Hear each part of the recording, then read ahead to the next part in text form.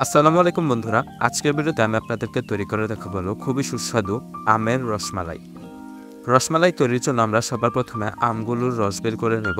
আমরা একটা চালনির সাহায্যে ছেঁকে আমগুলোর রস বের করে নিলাম। তারপর তাতে দিয়ে দিলাম হাফ কাপ পরিমাণে চিনি। তারপর আমরা আমের রসটাকে সামান্য পরিমাণ ফুড কালার দিয়ে ভালোভাবে জাল দিয়ে নেব। এর ভিতরে আমরা দিয়ে দিলাম স্বাদ মতো লবণ। আমের রসটা যখন ঘন হয়ে আসবে তখন আমরা এটাকে নামিয়ে নেব। আমের রসগুলো জাল দেওয়া হয়ে গেলে তারপর আমরা একটা বাটিতে নিয়ে নেব 1 কাপ পরিমাণে গুঁড়া দুধ। তারপর আমরা গুঁড়া দুধের ভিতরে দিয়ে দেব 2 চা চামচ পরিমাণে ময়দা। ময়দার গুঁড়োটা দেওয়ার পর আমরা ময়দাটাকে গুঁড়া দুধের সাথে খুব ভালোভাবে মেখে নেব। ময়দাটা মাখা হয়ে গেলে আমরা গুঁড়া দুধে দিয়ে দেব 1 চামচের 6 ভাগের 1 ভাগ পরিমাণে খাবার সোডা। খাবার সোডাটাকে আমরা দুধের সাথে খুব ভালোভাবে মেখে নেব। তারপর আমরা এখানে একটা ডিম নিয়েছি। আমরা অল্প অল্প করে গুঁড়া দুধের সাথে ডিমটাকে মিশাতে থাকবো। আমরা একটু একটু করে ডিমটা দেব এবং গুঁড়া দুধের সাথে মাখতে থাকবো যতক্ষণ পর্যন্ত না খুব সুন্দর একটা ডো হয়ে আসছে। গুঁড়া দুধ এবং ডিমটা মাখার সময় আমরা এতে দিয়ে দেব হাফ চা চামচ পরিমাণে ঘি দিয়ে আমরা গুঁড়া দুধটাকে খুব ভালোভাবে মেখে একটা ডো তৈরি করে নেব। তারপর আমরা এটাকে 10 মিনিটের জন্য রেস্টে রেখে দেব। 10 মিনিট পর আমরা হাতে সামান্য পরিমাণে ঘি মেখে নিয়ে ছোট ছোট মালাইগুলো তৈরি করে নেব। আপনারা চাইলে বিভিন্ন ধরনের আকারে তৈরি করতে পারেন। অনেকেই চ্যাপ্টা চ্যাপ্টা তৈরি করে, কিন্তু আমরা ছোট ছোট কিছুটা লম্বাটে আকারের মালাইগুলো তৈরি করে নেব।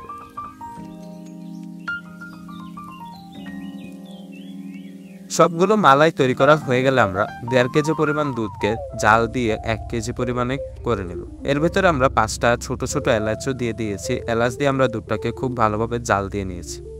এরপর আমরা দুধের ভিতর দিয়ে দেবো সামান্য পরিমাণে লবণ দিয়ে দুধটাকে খুব ভালোভাবে জাল দেওয়ার পর আমরা আগে থেকে তৈরি করে রাখা মালাইগুলো দিয়ে দেব। মালাইগুলো দেওয়ার পর আমরা মালাইগুলোকে কিছুক্ষণ সময় নিয়ে খুব ভালোভাবে ফুটিয়ে নেব। মালাইগুলোকে আমরা 5 মিনিট সময় নিয়ে খুব ভালোভাবে ফুটিয়ে নিয়েছি। তারপর আমরা আগে থেকে জাল দিয়ে রাখা আমের রসগুলো দিয়ে দেব। আমরা এখানে হাফ কাপ পরিমাণে আমের রস দিয়ে দিলাম। যেহেতু আমরা আমের রসের সাথে চিনি দিয়েছি, তাই আমরা কিন্তু দুধের সাথে আর কোনো চিনি দেব না। আপনারা যদি কেউ মিষ্টি বেশি খেতে পছন্দ করেন, আপনাদের প্রয়োজন মতো আপনারা চাইলে দুধের সাথেও চিনি দিয়ে নিতে পারেন। আমের রসটা যেহেতু আগে থেকেই জাল দেওয়া, তাই আমরা বেশিক্ষণ ফোটাবো না। 2 থেকে 3 মিনিট সময় নিয়ে মালাইটাকে ফুটিয়ে নিলেই কিন্তু আমের রসমালাই তৈরি। মালাইটা কিন্তু খুবই সফট এবং খেতে কিন্তু খুবই সুস্বাদু হবে। আপনারা বাড়িতে অবশ্যই একবার রেসিপিটা ট্রাই করবেন। তো আশা করি আজকের ভিডিওটা আপনাদের কাছে ভালো লাগছে। ভালো লাগলে অবশ্যই একটি লাইক করে দিবেন এবং আমাদের চ্যানেলটিকে সাবস্ক্রাইব করে দিবেন এরকম আরও নতুন নতুন ও সুন্দর সুন্দর ভিডিওর জন্য। ধন্যবাদ।